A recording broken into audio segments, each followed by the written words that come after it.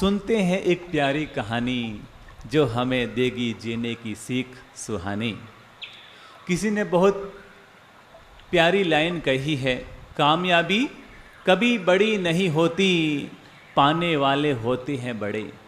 बोल लीजिए, कामयाबी कभी बड़ी नहीं होती, पाने वाले होते हैं बड़े।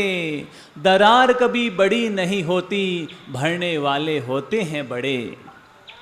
दुनिया को देखकर इतना तो सीख लो और समझ लो, रिश्ते कभी बड़े नहीं होते, निभाने वाले होते हैं बड़े। एक प्यारी सी कहानी है, नागौर की घटना है। कहते हैं कि नागौर में एक युवक काम धंधे की तलाश में सूरत पहुंचा और वहां पर उसने धंधा किया।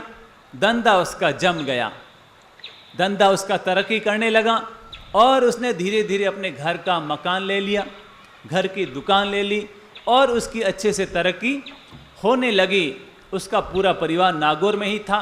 तो जब सब कुछ सेट हो गया तो वो वापस नागौर आया और अपनी पत्नी से कहा कि चलो तुम भी सूरत चलो, वहाँ पर सब कुछ सेट हो चुका है, धंधा भी अच्छे से चल रहा है। जैसे ही पत्नी ने ये सुना तो पत्नी ने तुरंत मना कर दिया।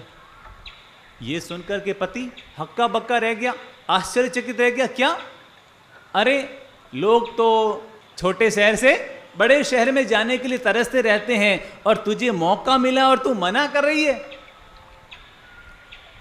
पत्नी ने कहा, मैं क्या बताऊं, जब आप यहाँ आए नहीं उससे पहले ही मैंने मम्मी जी से पूछा सूरत जाने के लिए कि मम्मी जी चलो अपन सूरत चलें क्या?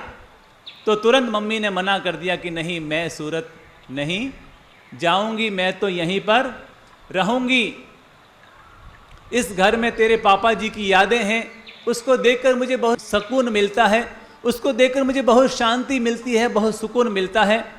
और साथ में यहाँ पर मंदिर, उपाश्रय, धर्मशाला, स्थानक सब घर के पास ही है।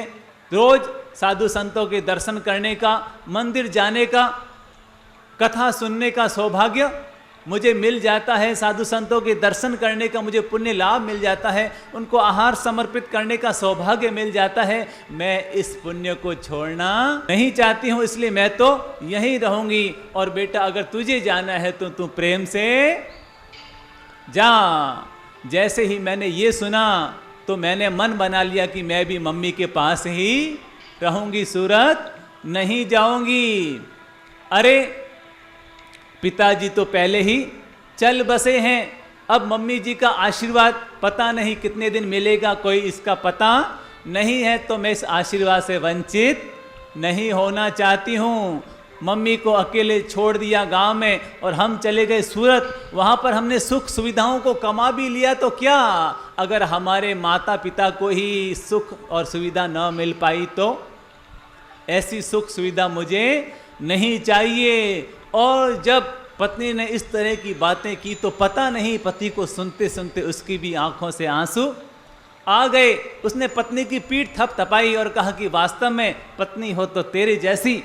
और कहते हैं कि उसने अपनी पत्नी और बच्चों सूरत में शिफ्ट करने की बजाय उसने अपने धंधे को समेटा और खुद को नागौर में वापस शिफ्ट कर लिया कि अगर मेरा भाग्य प्रबल है तो जो मुझे सूरत में मिलेगा वो मुझे यहाँ पर नागौर में भी मिल जाएगा।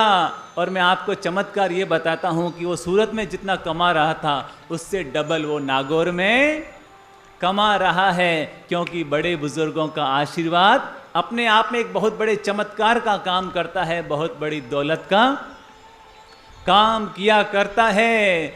और जब मैंने नागौर जाने पर यह घटना सुनी तो मैंने उस बहू को धन्यवाद दिया, प्रणाम किया और कहा कि वास्तव में जिस घर में ऐसी संस्कारवान बहुएं होती है वो घर तो स्वर्ग सरीखा हुआ करता है। मैं चाहूँगा कि ऐसी बहू के लिए ताली जरूर बजाएं। याद रखिएगा, जो माँ बाप को स्वर्ग ले जाए वो बेटा होता है, जो घर में स्वर्ग लाए वो बेटी होती है, लेकिन जो घर को ही स्वर्ग बना दे वही बहू कहलाती है, वही बहू कहलाती है।